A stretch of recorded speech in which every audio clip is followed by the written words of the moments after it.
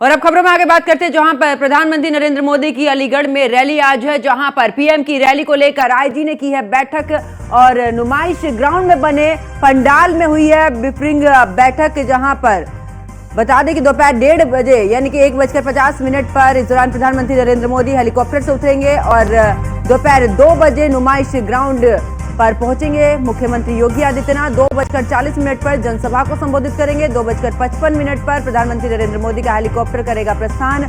सुरक्षा व्यवस्था को लेकर भी जिला प्रशासन ने तैयारियां पूरी कर ली है। तो बड़ी खबर आपको बता रहे, जहां पर बात करें तो प्रधानमंत्री नरेंद्र मोदी की आज अलीगढ़ में रैली है और इस रैली को लेकर बात करें तो आईजी ने बैठक की है। नुमाइश ग्राउंड में बने पंडाल में हुई है ब्रीफिंग बैठक, जहां पर दोपहर 1:50 पर प्रधानमंत्री नरेंद्र मोदी हेलीकॉप्टर से उतरेंगे और उसके बाद सीधे 2 बजे अगर बात करें तो नुमाइश ग्राउंड मंच पर पहुंचेंगे प्रधानमंत्री नरेंद्र मोदी और 2:40 पर जनसभा को संबोधित करेंगे। इसी के साथ 2:55 पर प्रधानमंत्री नरेंद्र मोदी का हेलीकॉप्टर प्रस्थान करेगा। सुरक्षा व्यवस्था को लेकर भी जिला प्रशासन ने तैयारियां पूरी कर ली हैं।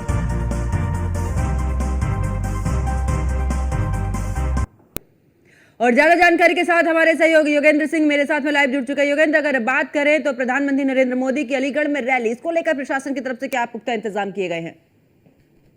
देखिए, जो पिछले 3 दिन से लगातार यहाँ का जो पुलिस प्रशासन है वो उसमें जो आईजी है वो खुद इस चीज की मॉनिटरिंग करे कि किसी भी सुरक्षा में किसी तरह की कोई कमी ना रहे। इस यहाँ पर जो भी रूट डाइवर्जन है जो प्रधानमंत्री की रैली यहाँ पर नुमाइश मैदान में है कि उसमें किस किस तरीके से रूट डाइवर्जन होगा। इसके अलावा जो भी स्कूलों के बच्चों की आज सारे स्कूल बच्चों की छुट्टी कर दी क्योंकि वो भीड़ में बच्चे फंसते इससे, और जो वहां पर क्योंकि काफी बड़ा मैदान है तो वहां पर काफी लोग आएंगे और जो बसें आएंगी तो उनका भी एक खड़ी करने की किस जगह है। इसके अलावा कई चरणों में सुरक्षा व्यवस्था तैनात की गई है।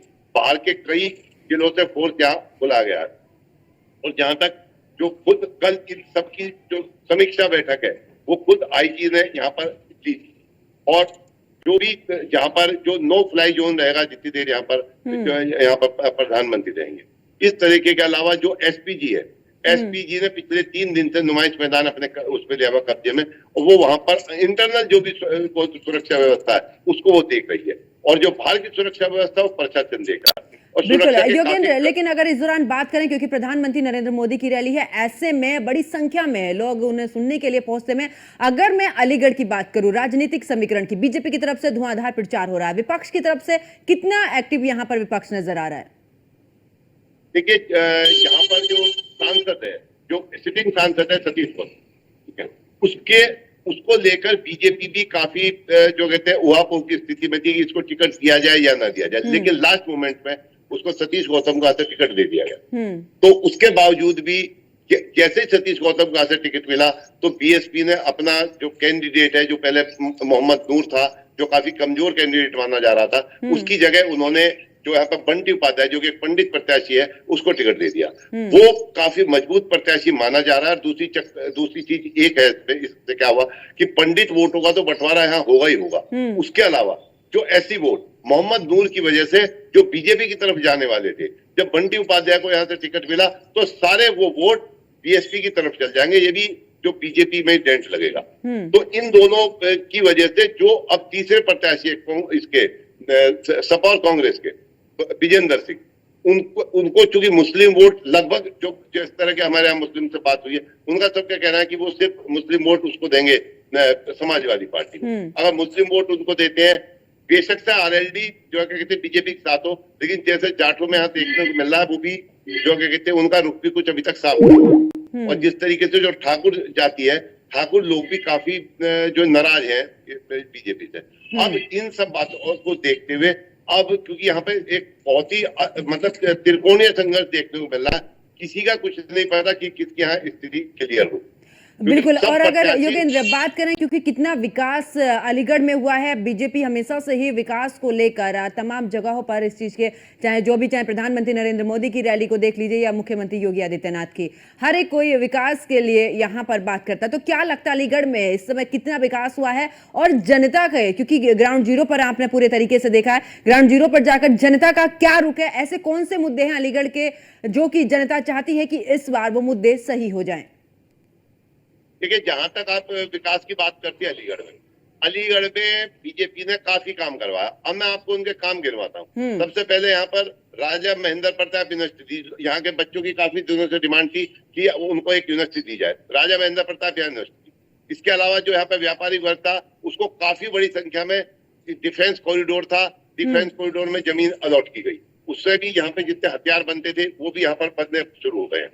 इसके अलावा जो यहाँ पर ग्रेटर नोएडा बताया गया, इतना जो यहाँ से जो लखनऊ जाने का रास्ता जो पहले आगरा होकर के जाता था, तो यहाँ से जो कानपुर और कन्नौज होकर के जो रास्ता गया वो भी पूरा हाईवे बनने से लगभग लखनऊ की दूरी 100 किलोमीटर दूर हो, और जो रोडों की स्थिति काफी। लेकिन यहाँ पर जो स्मार्ट सिटी के नाम पर जितने भी है, स्मार्ट सिटी में करोड़ों रुपए खर्च कर दिए गए, और उस स्मार्ट सिटी के नाम पर यहाँ पर कुछ भी काम नहीं हुआ है। यहाँ पर जो विकास प्राधिकरण ने अभी महायोजना 2031 शुरू की थी, अलीगढ़ एक कटोरे की शेप का मसाबा है। कटोरे की शेप की वजह से पूरे उसमें अलीगढ़ में जरा सी बारिश होते ही जल भरा हो जाता है। लेकिन उसी सब बातों के बावजूद भी उस 2031 की महायोजना में कोई भी जल निकासी का प्रोग्राम यहाँ पर नहीं है। यहाँ के लोगों की सबसे बड़ी समस्या अलीगढ़ में होने वाला जल भराव है।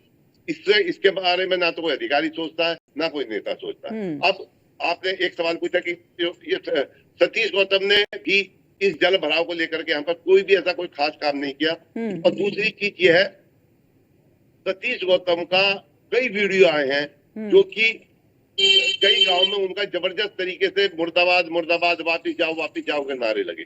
तो जिस तरीके से अगर आज जो प्रधानमंत्री नरेंद्र मोदी आए हैं, अब पता नहीं वो बिल्कुल योगेंद्र, यानी कि कुल मिलाकर बात की जाए तो जनता का रुख प्रत्याशी पे कम, प्रधानमंत्री नरेंद्र मोदी यानी कि बीजेपी पर विश्वास, और यही वजह है कि इस बार बीजेपी जो 80 का लक्ष्य लेकर चल रही है, इस दौरान पूरे तरीके से यह विश्वास है कि प्रधानमंत्री नरेंद्र मोदी को लेकर इस दौरान जनता उनके पक्ष में वोट करेगी। योगेंद्र हमारे साथ बने रहिए, आगे भी आपसे अपडेट लेंगे।